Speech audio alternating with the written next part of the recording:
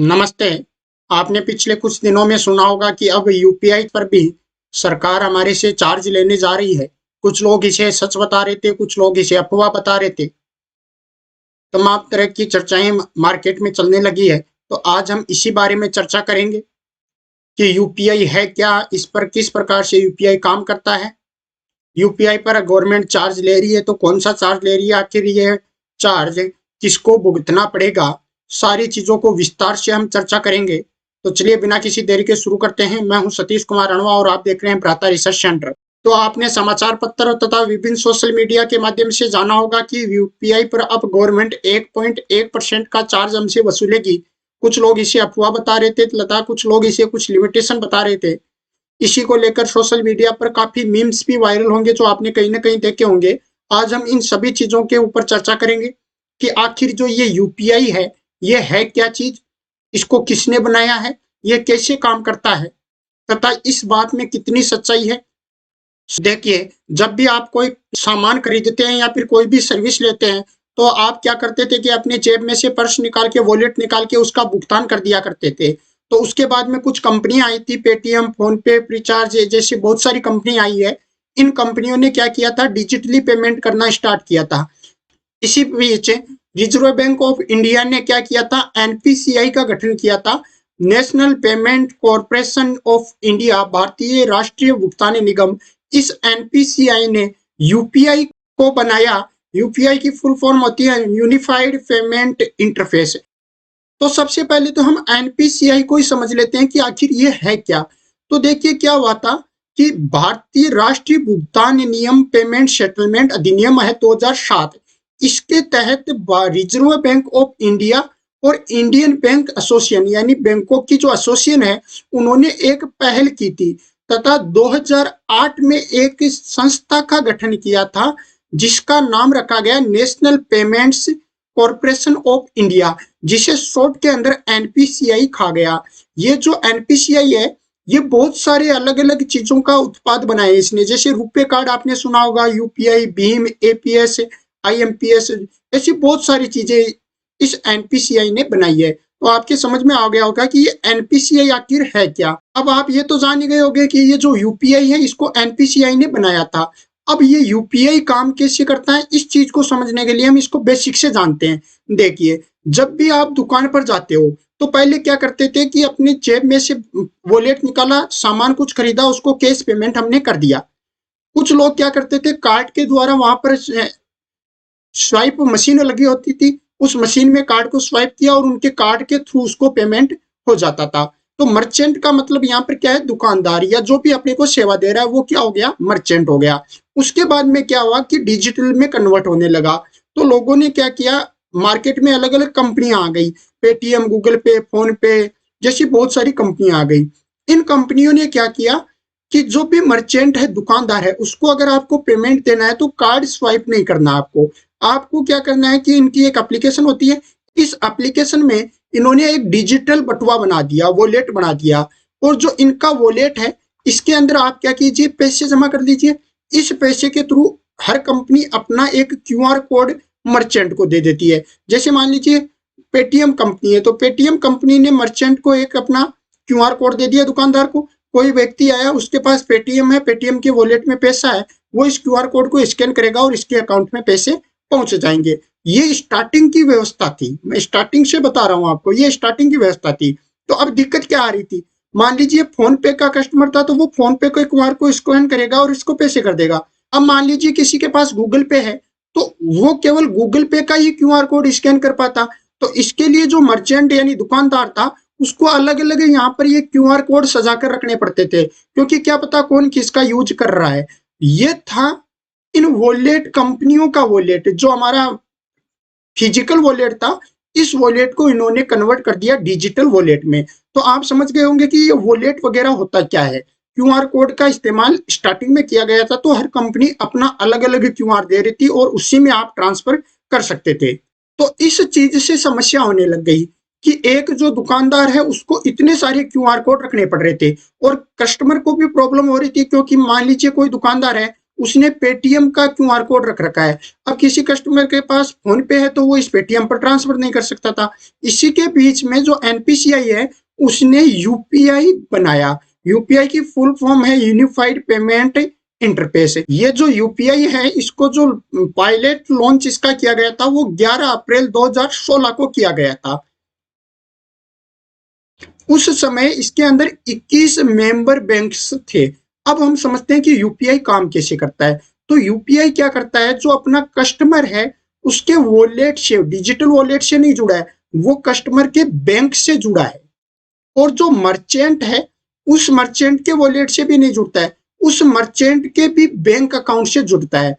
यानी यूपीआई ने क्या किया, कस्टमर का एक बैंक है, उस बैंक से एक यूपीआई आईडी जनरेट कर दी। यूपीआई आईडी का मतलब एक तरीके से बोला जाए तो उसका अकाउंट बना दिया उसने, यूपीआई अकाउंट बना दिया। ऐसे जो मर्चेंट यानी दुकानदार है उसका भी उसने क्या बना दिया, एक यूपीआई आईडी यानी यूपीआई का अकाउंट बना दिया। अब इसका जो स्कैनर है, जो क्यूआर कोड है, वो क्यूआर कोड इसके वॉलेट से नहीं, इसके यूपीआई आईडी से जुड़ने का मतलब बैंक से जुड़ गया। जो ये कस्टमर है इसका भी जो यूपीआई आईडी है वो किससे जुड़ी हुई है, बैंक से जुड़ी हुई है। जैसे ये स्कैन करेगा तो इसकी बैंक में से, अकाउंट में से पैसे कट के इसके बैंक में चले गए। यानी यहां पर वॉलेट से संबंधित कोई काम ही नहीं है, यहां पर तो direct bank to bank transfer हो रहा है। इसलिए अब इस क्यूआर कोड को आप किसी भी कंपनी, चाहे पेटीएम हो, चाहे फोन पे हो, चाहे गूगल पे हो, किसी से स्कैन कीजिए, क्योंकि उनका जो यूपीआई है वो बैंक से पैसे उठाएगा और इसके मर्चेंट यानी दुकानदार के बैंक में उन पैसों को ट्रांसफर कर देगा। तो यूपीआई का बेसिक सा फंडा ये था। ये तो मैंने आपको मर्चेंट के केस में बताया। अब आप ये यूपीआई आईडी डालोगे तो अपने पैसे भी इसको डायरेक्ट ट्रांसफर कर सकते हो यूपीआई आईडी डाल के। इस यूपीआई आईडी से जो फोन नंबर जुड़ा है उस फोन नंबर पर भी आप पैसे भेज सकते हो। यानी ऑनलाइन पैसे ट्रांसफर करने के लिए भी यूपीआई को आप काम ले सकते हो। अब यूपीआई की खासियत क्या है कि ये टाइम नहीं लगाता है, टाइम नेग्लेक्ट करता है, ये तुरंत ट्रांसफर करता है और कोई चार्ज यहाँ पर काउंट नहीं लग रहा था। अब इससे ये सुविधा हुई कि यूपीआई अगर कस्टमर के अकाउंट में दे दिया तो इनमें से वो कोई सर्विस ले रहा होगा, उसको इतने सारे मर्चेंट दुकानदार को भी क्यूआर कोड लगाने की जरूरत नहीं है। किसी भी कंपनी का एक क्यूआर कोड लगा लीजिए, वो उसके बैंक से जुड़ा है। यहाँ से जैसे ये स्कैन करेगा इसके बैंक में से कट के इसके बैंक में पैसे चले जाएंगे। तो मर्चेंट्स ने एक ही क्यूआर कोड लगाना स्टार्ट कर दिया। अब देखिए यूपीआई का एक तो मुख्य जो काम हो रहा है वो ये है। दूसरा, अगर कोई एक व्यक्ति है वो किसी दूसरे व्यक्ति को ऑनलाइन ट्रांसफर करता है तो उसको एनईएफटी करना पड़ता था, आरटीजीएस करना पड़ता है, आईएमपीएस करना पड़ता है। ये सारी चीजें क्या है, इसको हम किसी अलग एक दिन टॉपिक में समझ लेंगे।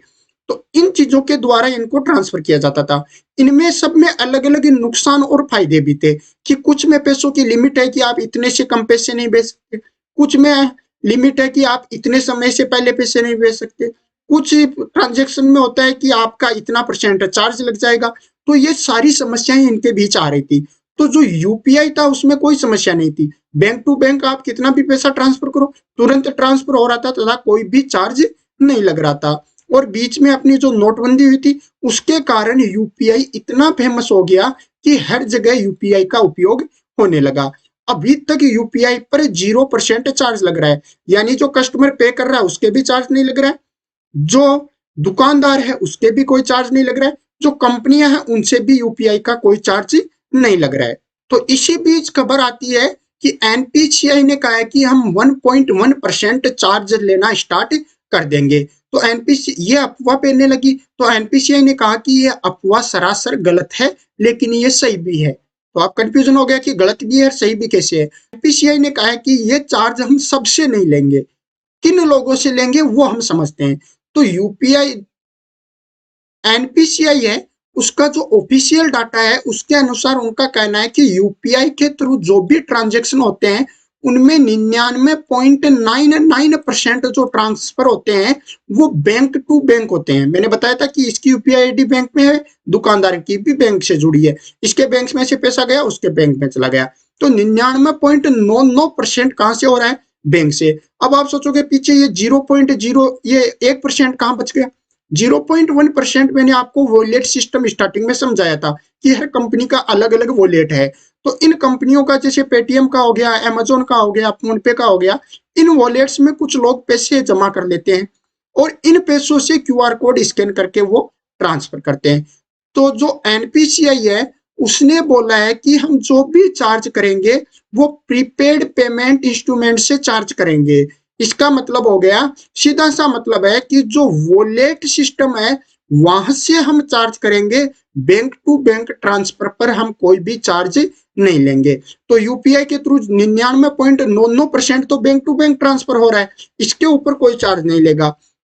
दूसरा एनपीसीआई ने कहा है कि हम ग्राहक यानी कस्टमर से कोई चार्ज नहीं लेंगे, कस्टमर से भी कोई चार्ज नहीं लेंगे। कैसे नहीं लेंगे? क्योंकि देखो यूपीआई ट्रांसफर पर कोई चार्ज नहीं लगा है, इसका मतलब ये 99.99% लोग तो सेफ है, इनके कोई चार्ज नहीं लग रहा है। अब बात आती है 0.1% की, यानी जो वॉलेट यूज कर रहे हैं इनमें भी क्या कर रहा है, जो एनपीसीआई है वो बोल रहा है कि हम कस्टमर से, मान लीजिए आप कोई रुपए जमा करवा रहे हो, आपसे चार्ज नहीं लेंगे, जिस कंपनी का ये वॉलेट है उस कंपनी से हम चार्ज लेंगे। तो हम ऐसे मान लेते हैं, मोटा मोटी हिसाब देखते हैं, तो मान लीजिए किसी ने 1000 रुपए जमा करवाया, यहाँ पर वो 1% का लगभग मान लेते हैं कि उससे 11 रुपए वो चार्ज ले रहा है।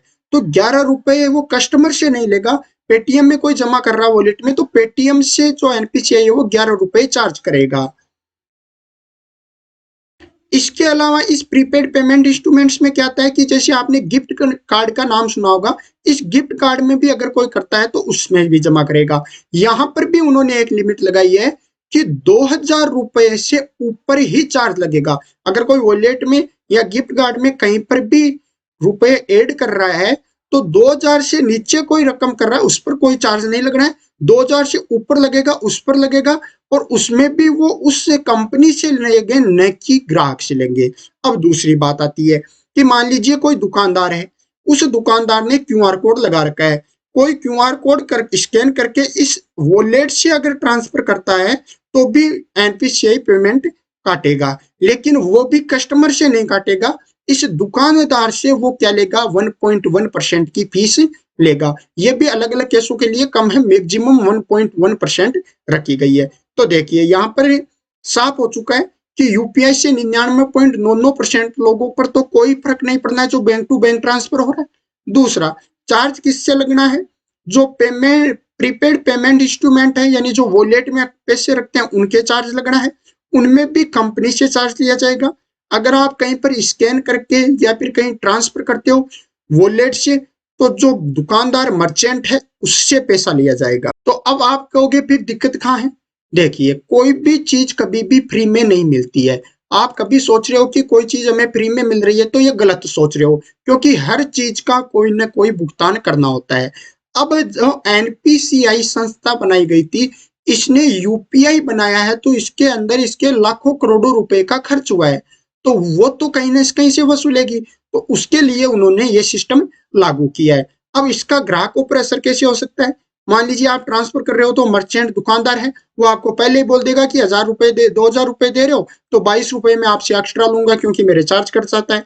जैसे पहले पीओएस मशीनें हुआ करती थी, यहाँ पर आप कार्ड स्कैन करते थे तो जो ये दुकानदार होते थे ये आपसे कुछ एक्स्ट्रा पैसे ले लिया करते थे कि हमारे जो ये है ये सर्विस चेक चार्ज कट रहा है तो हम इसके पैसे से आपसे लेंगे। तो उस प्रकार से हो सकता है कस्टमर्स पर हो क्या सकता है, वो कस्टमर्स के ऊपर पैसों का बोझ हो सकता है। बाकी जो बैंक टू बैंक यूपीआई में ट्रांसफर करेंगे उनके ऊपर किसी प्रकार का चार्ज नहीं लगेगा। तो एक प्रकार से ये खबर खंडित भी की जा सकती है कि ये अफवाह थी, लेकिन अगर हम इसको देखें तो जो प्रीपेड पेमेंट इंस्ट्रूमेंट्स हैं उनके ऊपर एनपीसीआई है ये चार्ज वसूल करेगी। अब यूपीआई के थ्रू बहुत ज्यादा ट्रांजेक्शन होता है।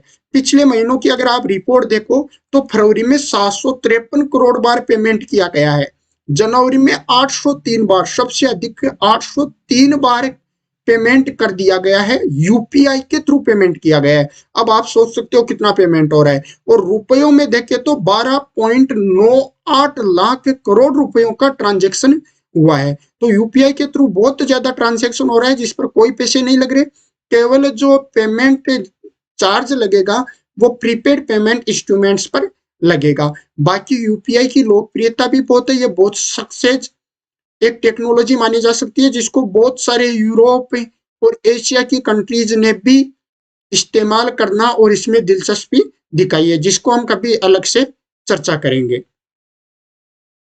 उम्मीद करता हूँ बहुत ही आसान भाषा में आप इस चीज को समझ पाए होंगे। अगर ये जानकारी आपको अच्छी लगी तो कृपया चैनल को सब्सक्राइब कर दीजिएगा, वीडियो को लाइक कीजिए, अपने दोस्तों के साथ भी शेयर कीजिएगा।